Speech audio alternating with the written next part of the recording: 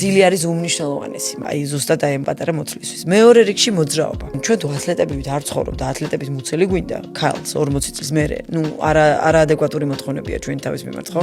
ანუ თუ დღის განმავლობაში ძირითადი ნაწილი გვიწევს ჯდომა, ის 1 საათი ვარჯიში არ ყოფნის, იცი? 40 წლის მერე სამწუხაროდ 1 საათი ვარჯიში აი ეს პატარა მუცელზე არ ყოფნის. როგორ გადავაადგილდებით, როგორ ვზივართ, როგორ ტანსაცმელსაც ვატარებთ, ხო? ახლა თუ სულ მუდმივად აქ გვაქვს მოჭერილი, წაჭერილი და აი ამობრუნებული ვზივართ, ხო? მენჯი ამობრუნებული არის და არა ესეთი გასწორებული, ხო? თლიან კუდუსუნზე. გადანაწილება, აი ამ ცხიმის გადანაწილება ხდება მოჭერის ქვემოთ და მოჭერის ზემოთ. იმდროს სისხლის მიმოქცევა არ სისხლის მიმოქცევა იქ შეზღუდული არის, ხო? ახლა მე თვითონ ვგრძნობ, კაბი შეიძლება ფარავდეს, მაგრამ და როდესაც გავსწორდები უკვე იქ წელში და კუდუსუნზე კი არ ვზივარ, არამედ საჯდომზე, რასაც ქვია. იქ უკვე რაღაცნაირად ერთი ნაკეთი მაინც მომაკვდა.